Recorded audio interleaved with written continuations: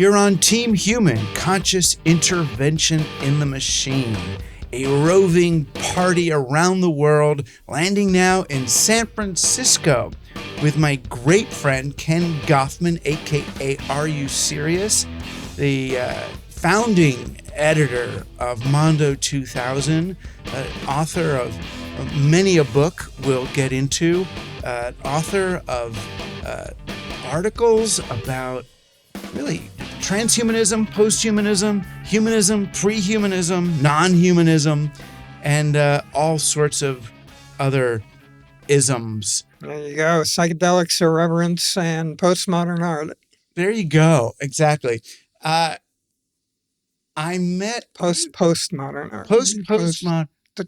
Post-toasty. Yeah.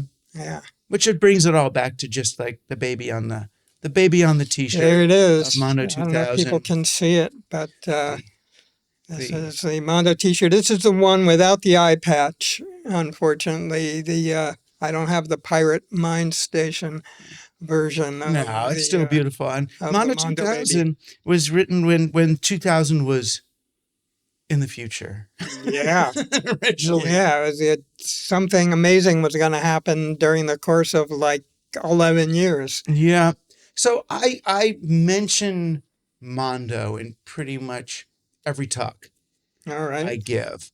As you should. As I should. All right. Whatever the talk is about. But usually because the main thing, oddly enough, the main thing I'm sought after now in my elder years is the fact that I lived through the early, mid, and late 90s, that I lived through the Mondo era. Mm-hmm. And I use the word Mondo to capture the sense of wonder and optimism at the dawn of the internet.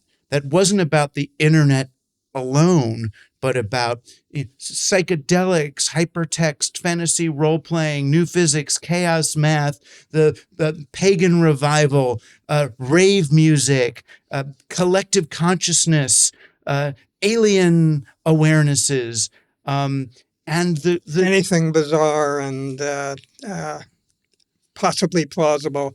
Let's not forget conspiracy theory. Just to take on a little bit of responsibility, or what's a better word than responsibility, since we're having fun. Anyway. Credit, exactly. Credit. No, there we are. But yeah. The Illuminatus trilogy and Alex Jones, Book of the Subgenius, and Church of the Subgenius, Art Bell. These were I would consider them part of, as long as things were wobbly and weird and fun and playful. Yeah. I would have considered Alex Jones kind of on the team.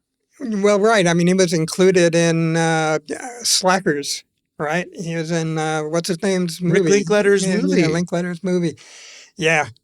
Those were fun, ambiguous times. I always stay away from trying to say that we were optimistic or pessimistic or dark or light. I think we were ambiguous. That's what the U in Are You Serious stands for.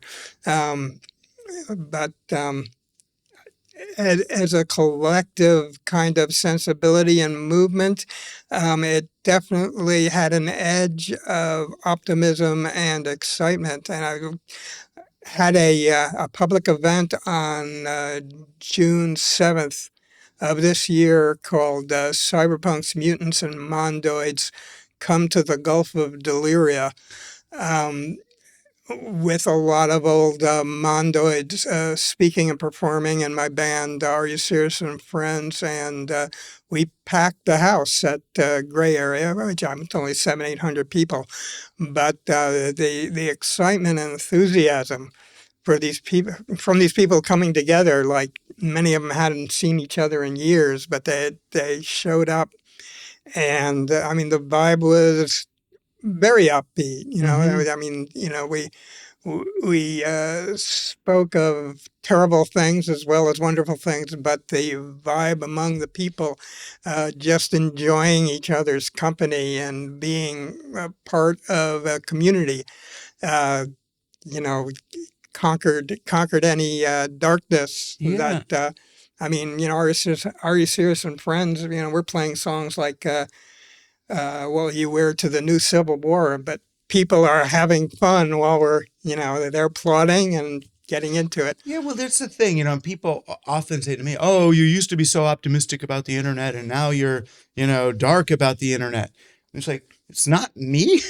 Yeah, I didn't change, but you're right. It wasn't optimism. I don't think we thought of ourselves as optimistic or pessimistic, but yeah, rather as a counterculture living through it then, like Bush one, yeah, that sort of era. We were going to celebrate in spite of whatever was happening. And we saw inklings, and we were finding, it's what Team Human was about. We were finding the others, whether it yeah. was at, Richard Metzger's Disinfocon was Hmm. at one of those End gatherings. of the decade. Yeah, that was a big bash. Yeah, it was Yeah, a yeah, big yeah, bash at the end of the decade yeah, with, and it was bringing together the tribes, Joe Coleman, Genesis P-Orridge, Are You yeah, Serious? yeah. Me, the range. Sharon Black. Exactly. Yeah.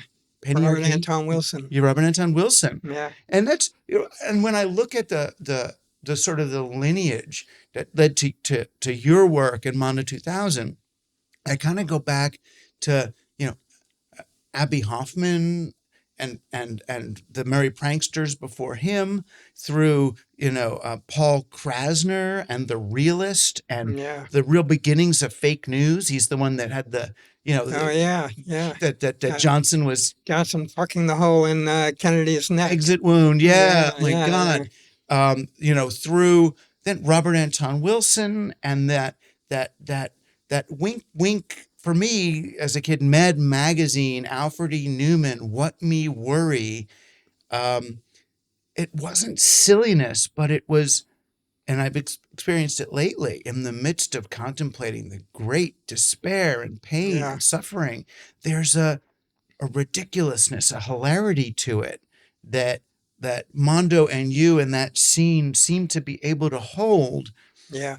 I mean, my attitude now, particularly in terms of my band, Are You Serious and Friends, and we put out an album called The Smarter Kings of Deliria. And then we did this thing called Gulf of Deliria.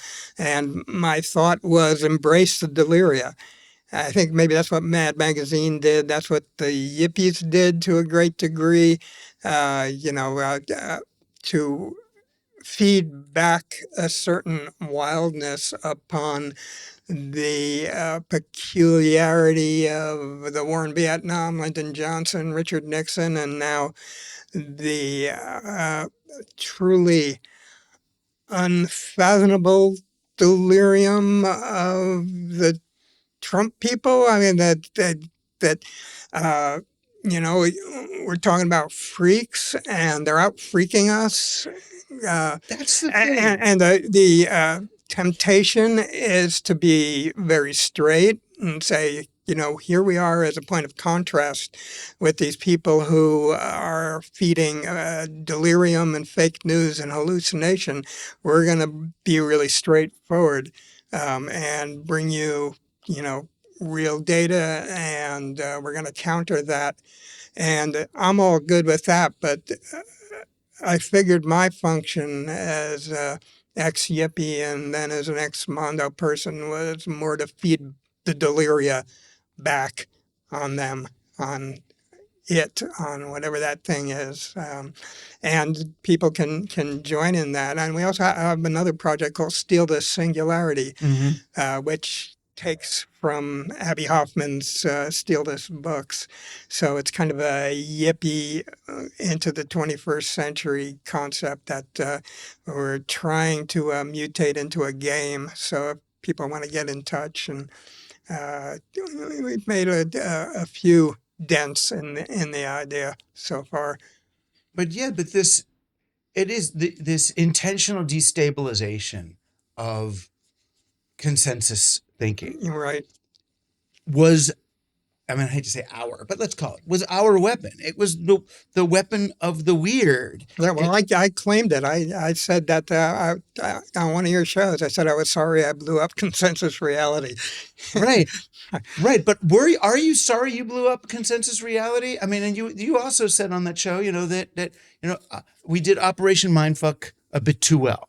Right, right. Yeah, I mean, I think certainly right now I'm in my mastering delirious stage, but yeah, I think some consensus was probably good. I mean, that's why we're building communities now. I mean, that's why you have Team Human, and I brought people together at the Gulf of Deliria and so forth. It's to build communities and to create maybe mini consensi, groups forming consensuses that might spread towards something like a mutual aid or whatever that thing was. That was one of the possibilities that the internet was supposed to make easy for us to manifest.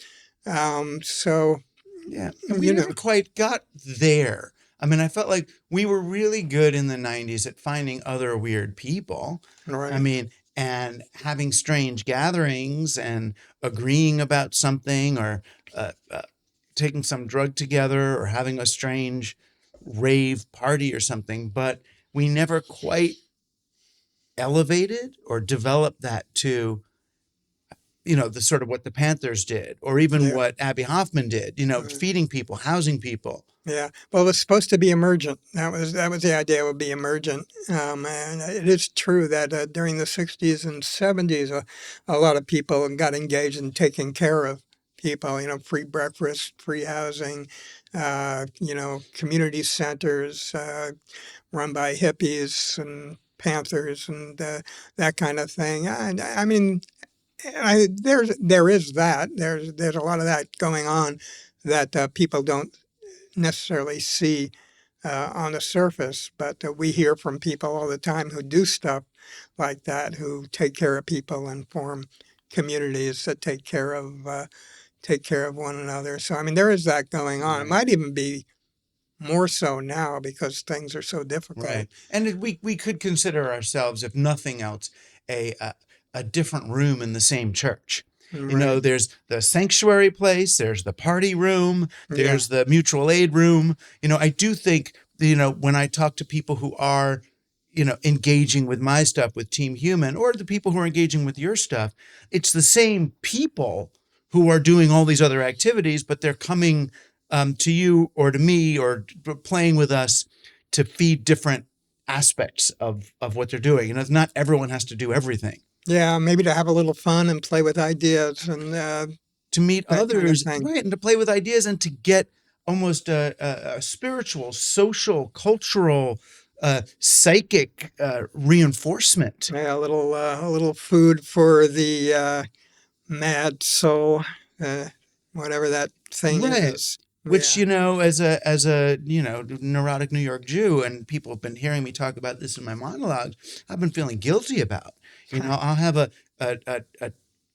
group psychedelic experience with some people and really and churn with the pain of it, but then experience bliss states and then say, well, am I allowed to have a bliss state when there's kids getting blown up in the Middle East? Oh, yeah.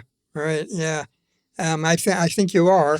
I think that it's probably better for people to have pleasure and also do what they can about Gaza and uh, the invasion of Washington D.C. That's just starting now. Most of the people I talk to, half the people I talk to in Sausalito, where I live now, are homeless people. Very sympathetic human beings who were many of them living on illegal houseboats and shanty little houseboats, rickety, and were moved out and so forth. And to see this whatever's going on there with the homeless, and be moving him into, we've got a lovely camp for you to come to. Yeah. Yeah. I mean, it's serious shit, but, yeah, do have to laugh and have pleasure and all that. Uh, it doesn't do the other in the left wing sense of the term of otherness. It doesn't do them any good for you to have a bum trip, or Right. I mean, it doesn't help one way or Right. the other. Right. It really doesn't make any difference. Well, it could make a difference. I mean, if you believe in the weird interconnectedness of things, that if anything, it would justify the better you feel, the more positive love juice you're, spreading to the rest of the organism. Yeah, and I mean, if you're using that to purpose, I mean, I've never been a believer in the mass meditation is going to heal the entire world kind of Right. thing. Save the Although we whales, did remember? we did call it World Mutation Day. What was it? What was that thing? I can't remember what the word was for it. There was going to be a global meditation in like 1987 that was going to Around the transform all of harmonic reality. convergence. Harmonic Yeah. convergence. Yeah. Yeah, I mean, we The featured planets were it. lined up We in some featured weird it in way. Reality Yeah. Hackers, but we called it World Mutation Day instead. Yeah. Yeah, I know. And we tried. I remember on Art Bell when Terrence McKenna was dying of brain cancer. Yeah. Art Bell got the whole audience. We all, there was this big Right. radio show. Millions of people used to listen to it, though. And it Right. got everyone to focus on Terrence's healing, Yeah. These are Kobe dryer sheets.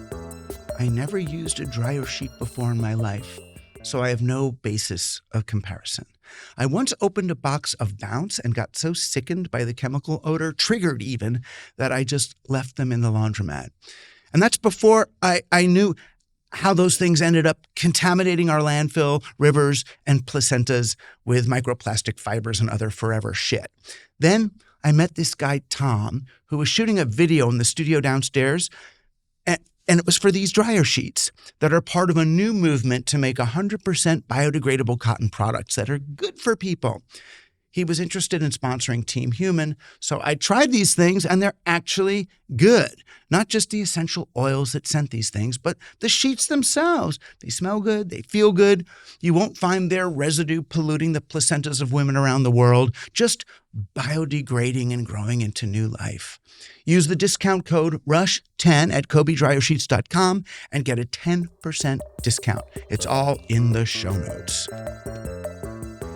If we try. But I mean, part of what, maybe I do or don't understand. And I know you're working on a book about the history of Mondo that's got some of your own biography in it. But I remember once I was at the Mondo house and you said, oh, well, me and Allison, the other co-founder of the magazine, we were, originally we were Maoists.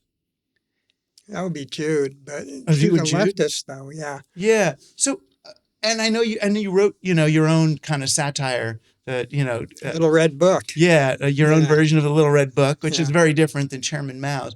But I was wondering, if you came out of your sort of 20s as interested in Mao, and did you see starting High Frontiers, the original magazine, and Reality Hackers and Mondo? It's the same sort of magazine evolved. Did you see it as sort of political, or? I mean, it was the way into the revolution, the techno aspect of it, rather than being enthusiastic about the technology itself in the way that, say, Wired magazine was and is to a degree. We were looking for our way into the revolution, into what could change things, what could help us mutate and take over the world, so to speak. So I mean that was that. I mean the the sort of Marxism aspect of it. That was more me in the 70s and maybe now again. I was pretty well converted to the Leary Wilson paradigm when I came out here to start High Frontiers in the 80s. But there was also the yippie streak. So, I was merging those two factors. I was, bringing some Abbey to the Leary Wilson trip. Right. So the Leary Wilson trip, which is, I mean, obviously it's my trip. They were my friends and mentors. You were the three of you really were my main influences. And I've been reevaluating it some ways as an adult. This, the Eighth Circuit model of there was a schematic to the way that Leary and eventually Wilson kind of understood consciousness. It would go here and here and here and there. And I get more extreme about it. I can't believe people are still into this and are still working with it and figuring it out. Because I've gotten to this place where it's I also feel like cool. that it's cool and it's nice that they mapped something out. Or I'll look even at the, Kabbalistic tree and say, this is a way of understanding things. But I'm moving increasingly towards this kind of almost Donna Haraway, staying with the trouble, indigenous style swirl, where it's just there is no, I mean, David Byrne, I guess, to stop making sense. Yeah. Well, I mean, Leary abandoned all that, and he's like, chaos, dude, chaos. Right. I have videos of him saying that. He left it behind. He left the clean. He did, didn't he? Yeah. I mean, he did a chart about dying actually towards the end. Yeah. He did one of his interpersonal diagnosis of personality, whatever that is, charts at the end about dying. But on the whole, he let go of that and, was preaching chaos, and not really being able to comprehend the world and the universe and everything through an organized frame. Right. Which doesn't mean you give up work or you give up rigor or you give up, rigorous intellectual thought. But I do find myself surrendering to that, and it's not to be. Well, welcome to the Gulf of Deliria. Yeah, but it's not to be anti-Semitic about it either. But I feel like as Jews, and I know I wasn't around 4,000 years or 2,000 years ago, but we were trying to kind of use language to codify an ethical system, to do Talmud. And we're going to get ever more granular about this is good, that's not, this behavior is okay, and that one's not. And it was like we tried so hard to get the granular about, can we just use this language thing, just like technologists might want to use code, to just program, to just understand what it is. And Jesus was coming, Hillel, the rabbi, and then Jesus, the later school, was like, dudes, give this, just feel it, man. Yeah, right. That's true. I think that's true. Yeah. But people still continue to look for codes, right? I think, I was thinking before I came over here for this interview that the last couple of interviews I did, somebody was asking me to give a solution to the mess that we're in. And in each case, it was like, what?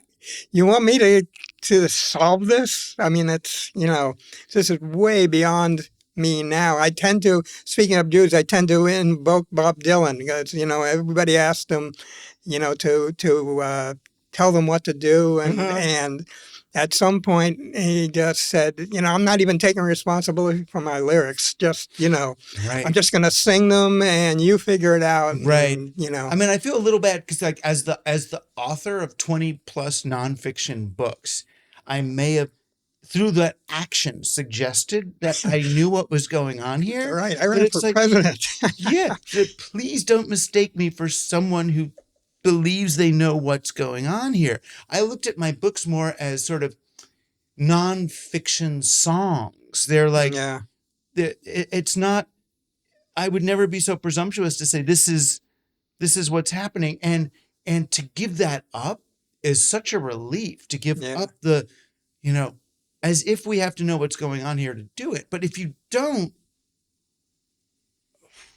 then it doesn't mean we don't have to know what's going on to know what to do about it. I mean, you would say, dance, fucker, Right. laugh. Well, maybe also national strike, but yeah, dance during the national strike. Right. See, a national strike, it's funny because I was talking to, whenever I talk to someone politically smart, like Naomi Klein or Astra Taylor, or one of these people. Actually, one of the Naomis, yeah, the better Naomi. Yeah, well, the more applied Naomi. That's just, I don't want to judge anyone. I don't want to condemn anybody. But smart political people, or Mika Sifri and all, they basically get to that same. That same conclusion. Same place. Yeah. That's what's probably going to have to happen if it can. But in terms of not knowing what to do and not knowing what the solution is, and not feeling like we can tell people what to do or what to think. I mean, I think Team Human is perfect because it kind of hands it back to whoever is watching and listening that you're the team. Right. You figure it out, or you figure it out together, or we'll figure it out together. Yeah, part of what I've never figured out, I mean, and I'm going to have to really decide once and for all. There's a lot of people in Team Human, they'll email me saying, okay, where do we meet?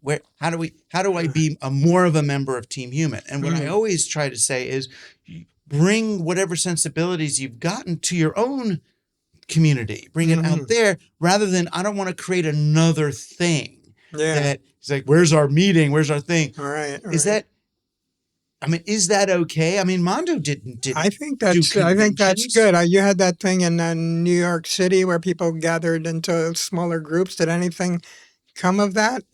I don't know. Well, that wasn't me, that's the thing. Now that just to your point, people just taking what they're getting, or they think they're getting from Team Human, and just applying it to people nearby. The thing in 2011, you mean that conference content? Yeah. Yes, real things came out of that. Real projects that are alive to this day. All right, cool. I mean, big.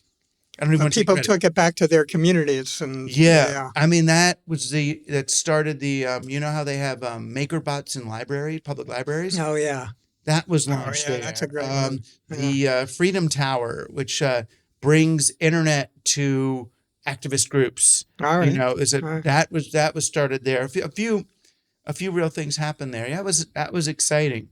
But you have to do a Team Human maybe every 5 or 10 years. Do like a Team Human convention, just so that it's a heavy lift. It is, but I want to do something that there's so many things that end up more energy is spent to keep the thing going than whatever it could spawn on a much more sort of a pollinator model. Yeah. Let it spin off from there. That's the beauty about a magazine. The magazine was the phenotypes, the memes were being spread, and that was back when a magazine was the best and the easiest way to spread something. Magazines, what were they? They were everything. Gone. I mean, for a kid, whether it was Mad, cultural identity, Spin, Rolling Stone, Cream. My proudest moment was when Sandy Pearlman compared Mondo 2000 to Cream.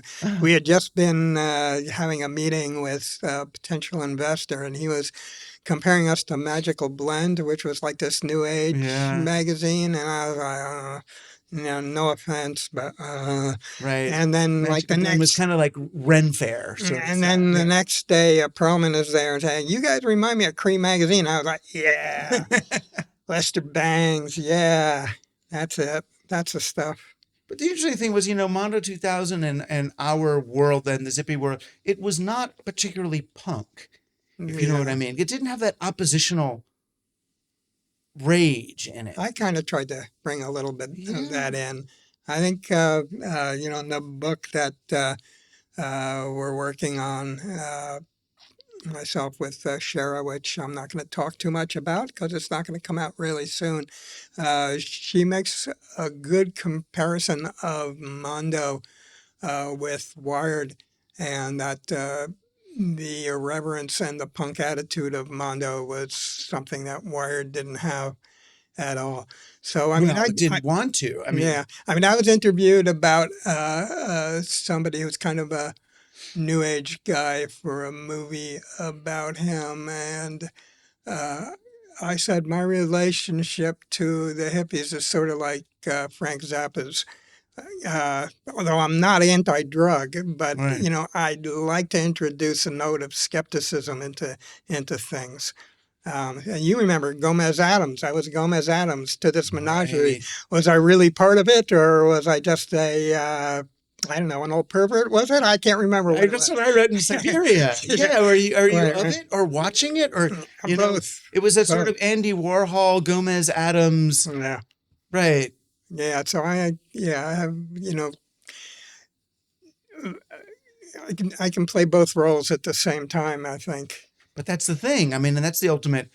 That's why I see you also as a writer almost more than anything else. You're a participant observer. So you're Yeah. there, but you're Yeah. observing it enough to be able to capture and write about it at the same Yeah. time. But I mean, I came to California, stoked on the Leary Wilson paradigm, but I love punk so much. I mean, it was a thing. Right. It was, and glam rock before that. Those are the things I brought with me. Um, and I didn't want to.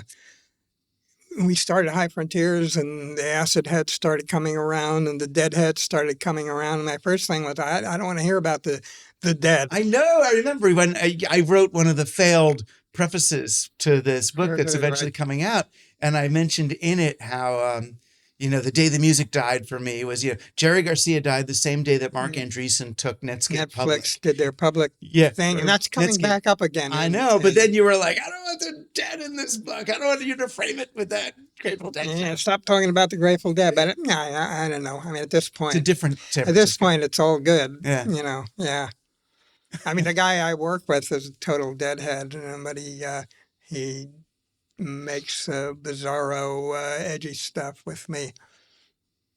So, have you, as a fellow traveler, and I would even argue, weekend occultist, have you experienced any evidence of anything? Friggin' aliens, ESP, retrocausality. I mean, I've definitely felt that I had a ESP thing going on psychedelics, but I can't really remember the details of it now. But it Well, I seemed, got on psychedelics, but I forgot what she looked like. it seemed impossible for whatever that was to Right. have been accidental at the time. There'd been a confluence of coincidence around January 8th and January 9th, and Eve's birthday and Allison's birthday and another woman's birthday and David Bowie's birthday and Elvis Presley's birthday. So I had some juice around, not the level of coincidence that, Richard Metzger can report on, but definitely there'd been some peculiar coincidences. And there are actually two things. I dreamt that Timothy Leary was saying farewell at the moment that he was dying, which I didn't know. And the same thing with Terence McKenna. I saw Terence McKenna in my dream at the moment that he was dying. And then back in the 70s, when I was hanging out with one of my outlaw friends who he had been busted for ordering the most chemicals for making acid ever. Like sent to a house in Binghamton. It's like, what did he think was going to happen? But anyway, we were hiding out at this house, and like I had a dream that the cop was at the door. I got up. I said, "Get ready! The cop's at the door," and the cop came in. Steve here? I was like, no, he's not here. And I'm look around. Oh, yeah, he's hiding underneath the covers. Okay, come on, Steve. So, I mean, I used to feel that much more when I believed it. Right Mm-hmm. in the 70s, I was a little bit more like, oh, yeah, psychic stuff, man. I'm totally, everybody was reading the man, what was it, Valentine Smith? Yeah. Uh, all right. Yeah, everybody read Diary of a Drug Fiend and the one with Valentine Smith, not the man who fell to earth. Uh, anyway, uh, but yeah, Yeah, I it's interesting. definitely, I, yeah, what is it? I'll see it when I believe it. Yeah, Yeah, I mean, it's interesting. Invoke Eve, your dearly departed yeah, wife, yeah, and I don't know if it's appropriate for a show, but I kind of want to talk about her. Why not? You know what yeah, I yeah. mean? No, I yeah, mean, it's she so deserved. extraordinary. Right. So, I have a lot of her artwork. Amazing. yeah, I mean, when I first met Eve, I thought, "Are you is marrying a crazy person?" Right. So I met her. I remember one of the first times I met her was in front of Bruce Sterling's house. Oh yeah, she threw his mat. Yeah, I she can't got remember it what she was at did. South by Southwest, and Bruce Sterling used to have a party every South by Southwest, and the conference was small enough that pretty much everyone could show up at his house. Yeah. And I get there and I see Eve is having an argument with the doormat. She's arguing back and forth. Well, what I'm assuming was back and forth with it, and eventually, right, she picks it up and she threw it Yeah. and came into the house and was this dear, sweet, wonderful person. But I was thinking, what the The heck? weird thing is that she was like the most down to earth woman I ever had a relationship with Mm. in terms of just like keeping house and keeping the basics solid at the same time as you know particularly in public, something crept up on her that made her want to act out. Things were maybe a little too straight for her within that context. Um, yeah, Because she was, I mean, and I got to hang with her some in your apartment or one place or the other. And yeah, it was, she was as normal as Genesis P-Orridge or anybody. And yeah, she who was was, who, solid. right, very Yeah, solid. I mean, and yeah, Genesis was also someone who people thought was like this kind of crazy performer. But on the other hand, when you actually had a meal with him or them or her, yeah, um, it was almost the most grounded, sweet, present yeah. person you can imagine. But she, I mean, before you, she was like a mistress of valet. Oh, um, No, I mean, it was, I guess it's out now. Okay. I don't know. I mean, it seemed to be out in Uh, it's written about. is Um, it? Anyway, yeah. but well, or let's put it this way: she was friends with valet and the UFO community, Oh and yeah, yeah. She knew all the psychic people and the UFO people, and she was very standoffish about it all towards the end, but remained also curious at the same time about all of it. I mean, she set up all her UFO books for me to give away to a friend of hers, Willard Van de Bogart, about whom there's a film coming out, who is really into the UFO and the psychic stuff, close with Belay. But he was like, "Yeah, get rid of this stuff. Give it to Willard because when she was when I over it. pass." Yeah, Mm. but at the same time, she was curious, and she always had me. When Belay would have a book towards the end, she couldn't read that easily, but I would lay in bed and read the entire book to her, Mm. and she always wanted to know. Uh, she was curious about what was going on. Are you curious about what's going on there? You know, there's this new Soul Foundation Yeah, and why all. not? Why not? I mean, definitely be open to possible data. I mean, but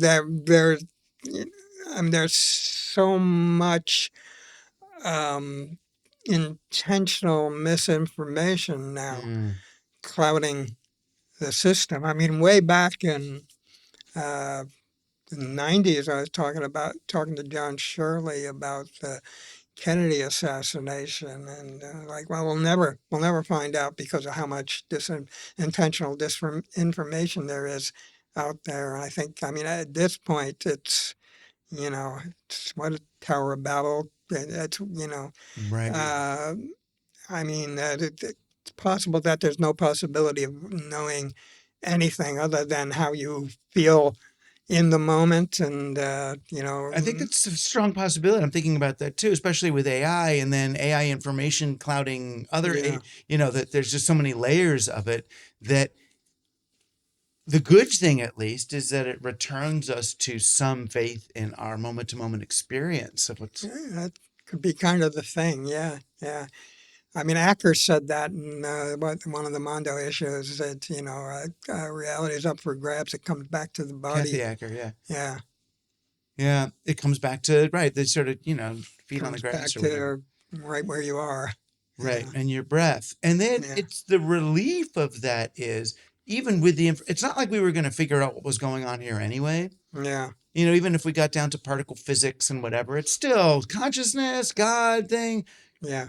You can't really There's know. always something else that, you know, it's never a full explanation of what's going on. But part of what, Theories of everything and all that. I mean, I remember a couple of times, Tim Leary, we'd all be hanging out and Tim Leary would say, or John Barlow would say, well, what we all really have in common finally is LSD.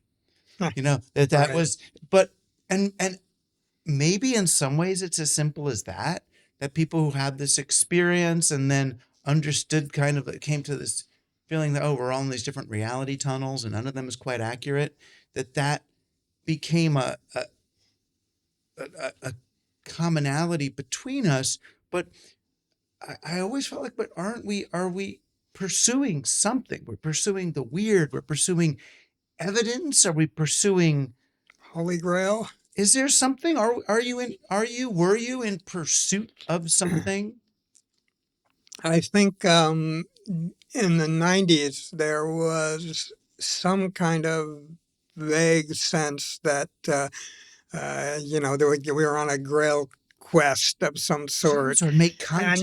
we're totally Monty Python-like about the whole thing, but nonetheless, it's like you were driving towards something, maybe even towards a singularity, not necessarily a technological singularity, but something was going to happen maybe at the end of at the beginning of the millennium, or, there was some sense that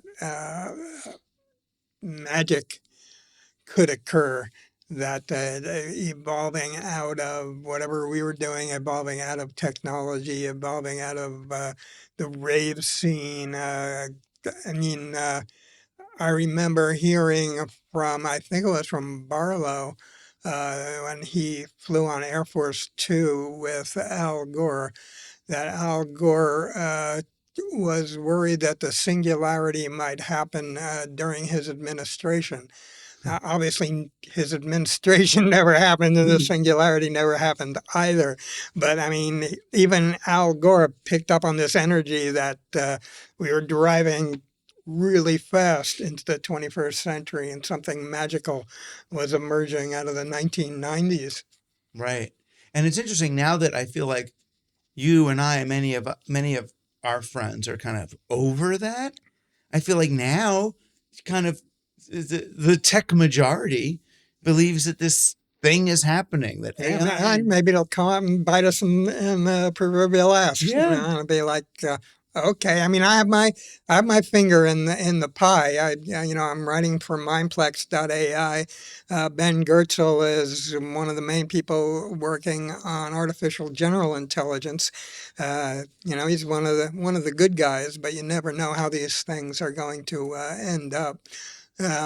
So I still got my finger in the pie there, just in case. Ah, I was just thinking maybe I will try to find out if there are any really good longevity drugs yet. Why not? why not? Yeah, I'd like to age backwards. Yeah, exactly. Or at least Yeah, not, flat. yeah, at least flatten out. Yeah, Yeah, it's worthwhile. I mean, because you're over 70 now. yeah. I'm 73 tomorrow. Yeah. Yeah, Mazel tov. yeah. Huh. Yeah, I guess that's back to Leary's smile, right? Space migration, intelligence increase, and Life life extension. extension. Yeah. Yeah, that's a program now for billionaires only. But we'll never keep a finger in the pie just to see what's happening. Pull it out once in a while and say, is there Right, anything? I mean, steal this singularity. That's I think that's a program for the 21st century. right, If they're making it, we have to access it. Demand, create, and pirate right. access to whatever that thing Yeah, is. because if whoever it is, if it is Musk or Teal or someone who ends up with access to the strange attractor at the end of time, Yeah, right. one of us better get through there too. Yeah, yeah. Keep it weird. Yeah, gotta go out. No, they're keeping it weird, but look, keep it weird in In a fun, a loving, humane yeah. way. Yeah, yeah, keep it weird in a humane way. Yeah, right. You know, I never know when I mean I'm into music. I mean I was playing with psychic TV and Oh I mean yeah, funnest thing in the world, yeah, or one of the top three certainly yeah. was playing in a band on a stage in front of people. And I never really known, do I deserve to be doing that? And writing and whatever, or am I just,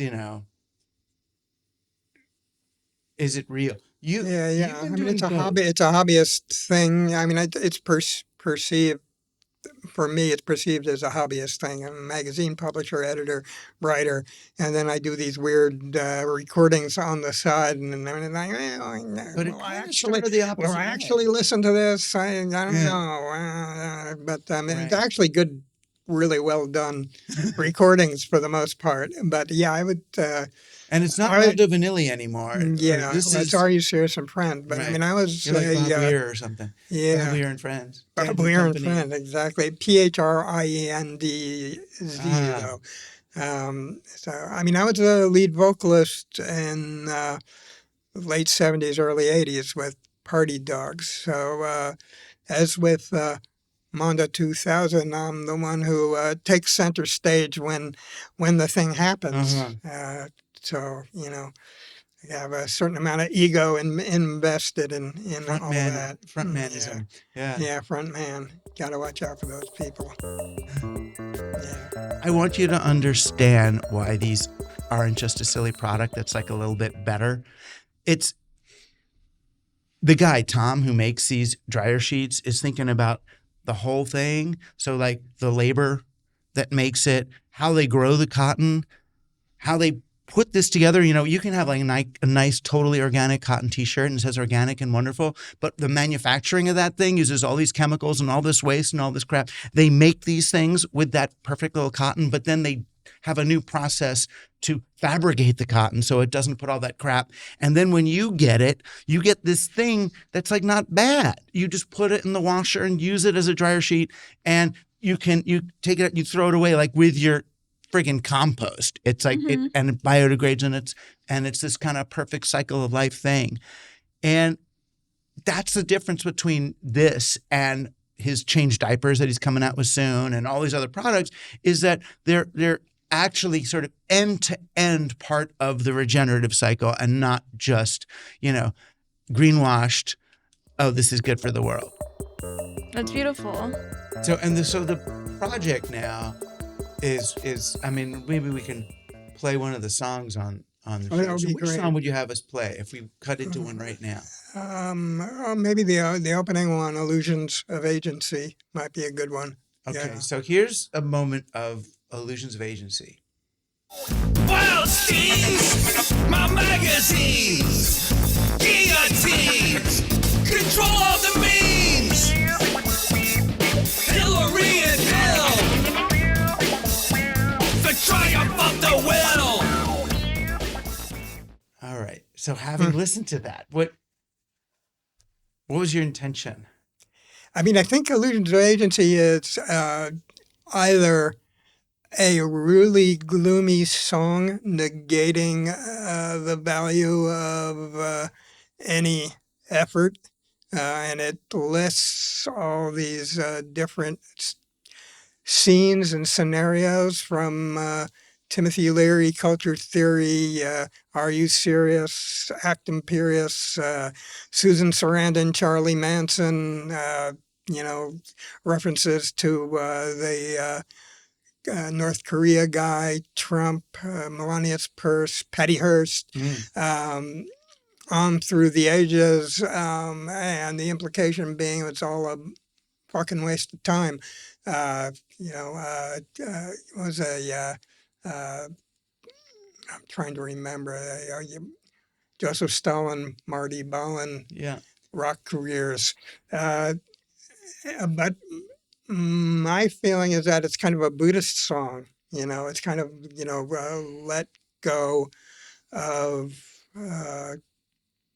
having any impact or ego attachment to being a leader of things, being someone who makes stuff happen. So, I mean, at the end, it ends with the jokey, let me steer.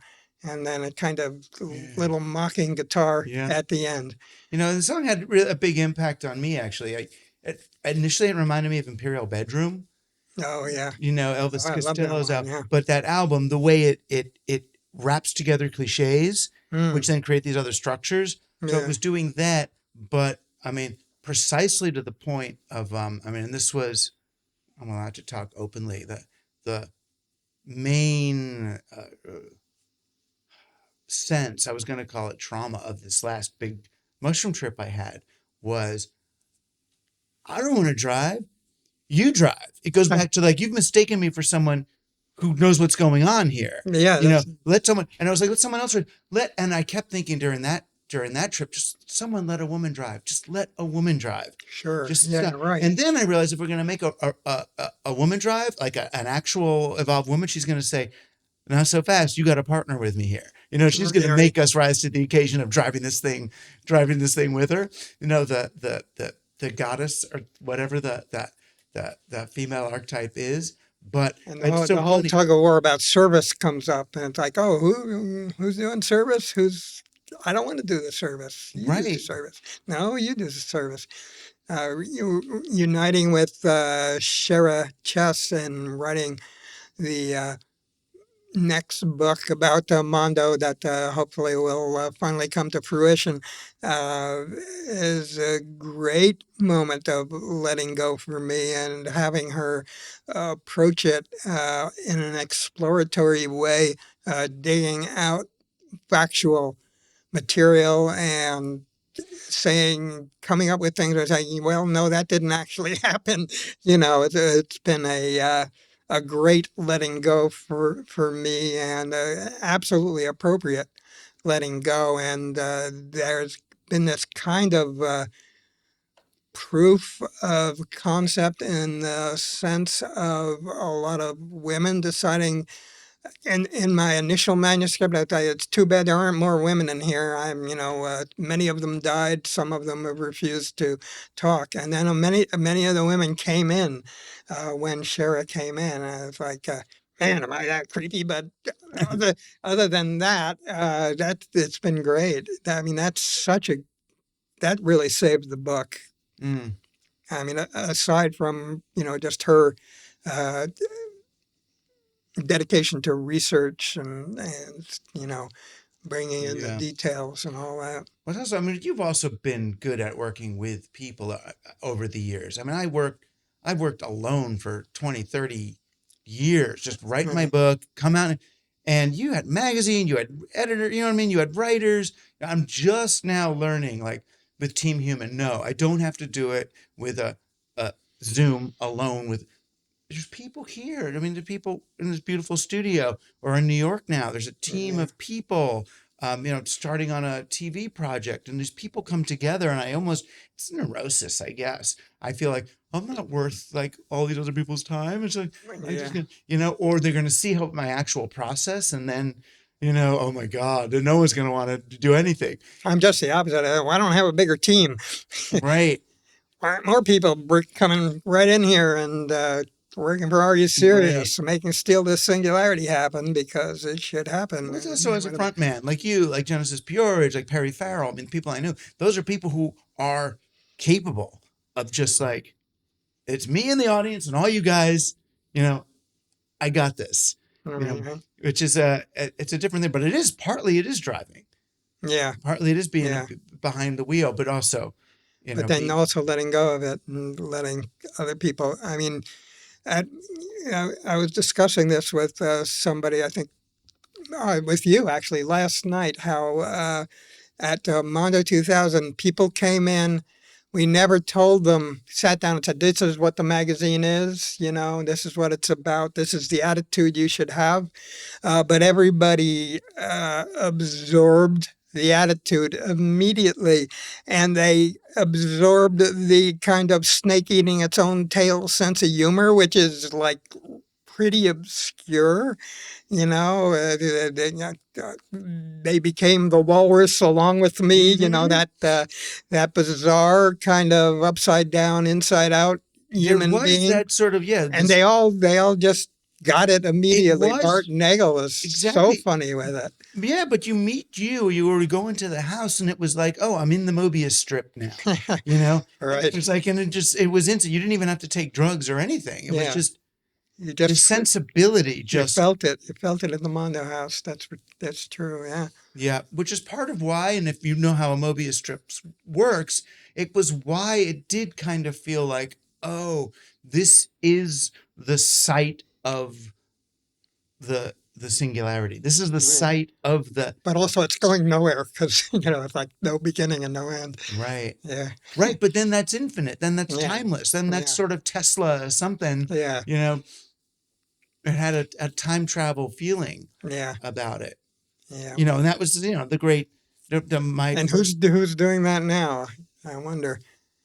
Who is doing that now? You know, I think, well, I mean, we're trying to, for sure. I mean, it's the thing is the technologies that we developed are doing it explicitly.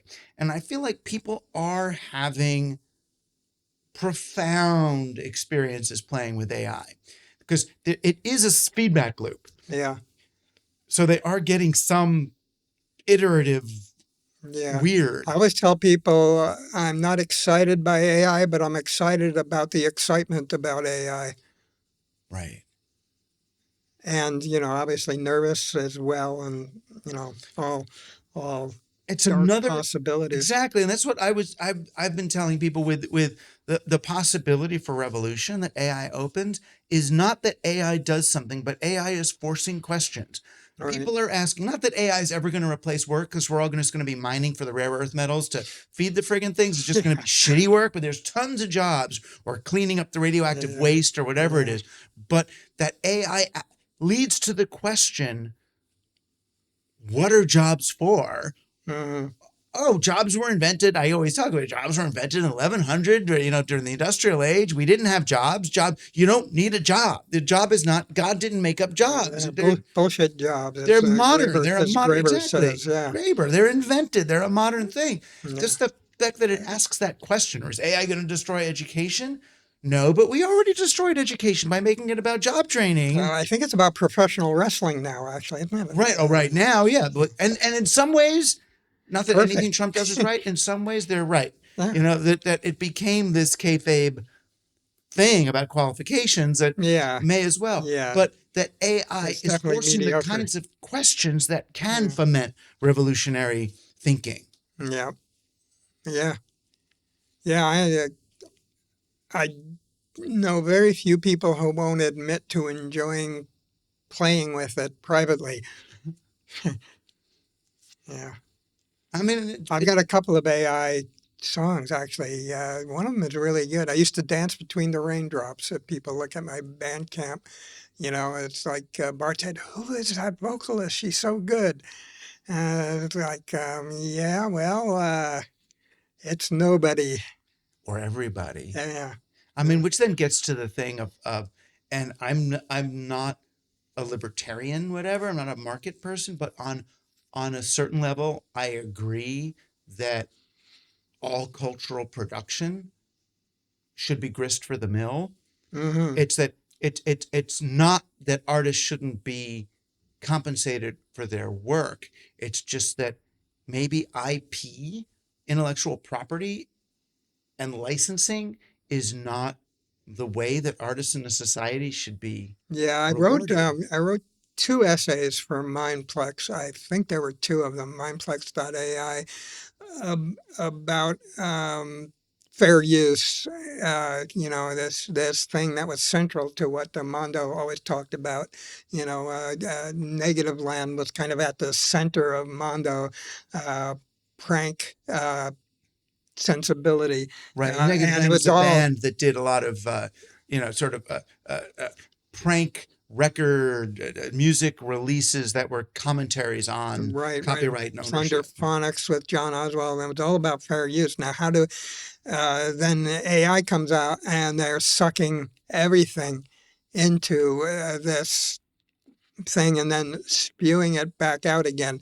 Where do you go with fair use? And I wrote about the writer's strike in that context, and then I wrote a second essay with no conclusion, no like definite this is good, this is bad kind of conclusion. But what does it mean that it's work that's being owned by billionaires and their interests, and then at the same time it's fair use, and then at the same time it's this kind of complete merger, mashup, mess up game with culture, and you can go back to Burroughs' cut-ups and stuff like that. Loot the Louvre, as Burroughs said. This is way beyond looting the Louvre.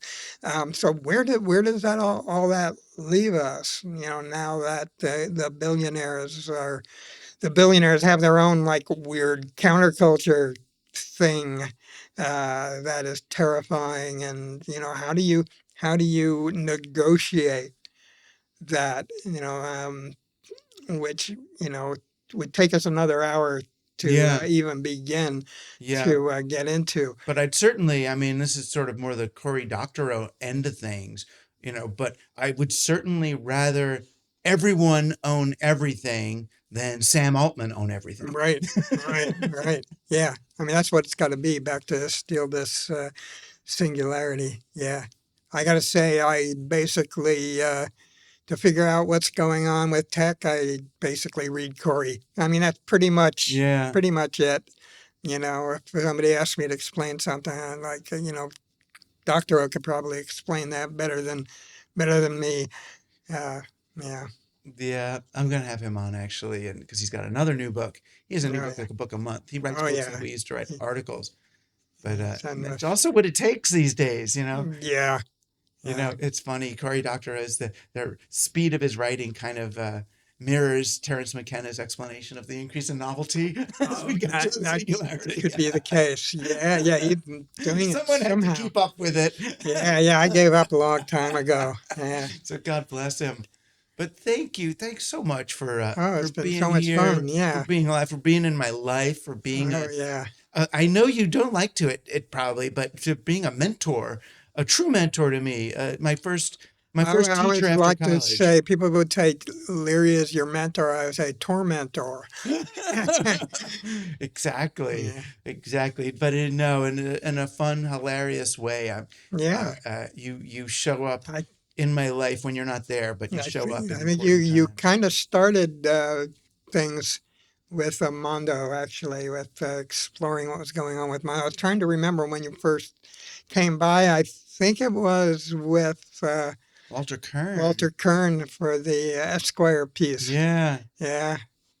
Yeah, that was many miles. Yes. Many miles between. Yeah. Yeah. Yeah. But no, I've been honored, but also just tickled to life. Oh yeah. We've had fun. Yeah. We have, and more to come. Yeah. Well, we're gonna go celebrate my birthday this afternoon. So, right from this spot. But I also want to thank. I'm Sound Legacy, right? want to thank Sound Legacy. I happened to be in San Francisco with my daughter and visiting RU. It's like, oh, we really got to do a podcast. And I bought this little thing for my phone, but it didn't plug in because it was Firewire, and I'm now USB-C. And he asked the great people here at Sound Legacy who make stories, how people really tell the stories of their lives and their legacies. And they opened this space and beautiful production for us in the this is the Team Human way, right? Find the others and then just help them. This is like, it's not that hard to just open your homes and lives and things to other people. This is what it's about, and we would all be fucking fine.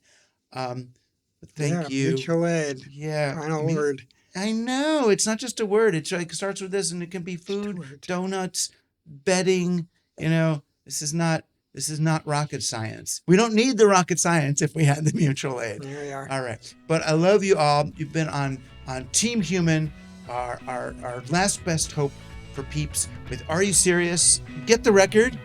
Go to Bandcamp, I guess, first. Yeah, areyouserious.bandcamp.com. Yeah, areyouserious.bandcamp.com. Start there. Get the full collection. I offer the full collection. Yeah, the full. Mondo Vanilli. I mean, you can't beat Mondo Vanilli except maybe Party Dogs from 1982.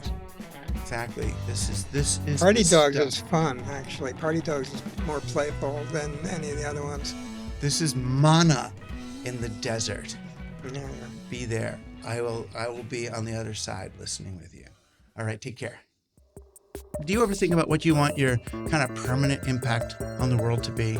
I mean, I definitely want like a positive impact on the earth. I don't want to really be leaving so much waste everywhere. I would just feel bad because I'm just one person. Right. And as one person, if you used Kobe dryer sheets instead of the shitty ones that are from like, That are just like horrible landfill. Yeah, exactly. If you use these, they will go away.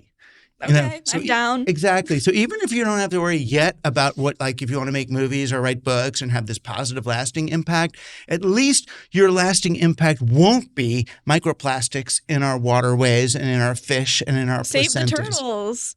Save the turtle. Exactly. Don't use plastic straws.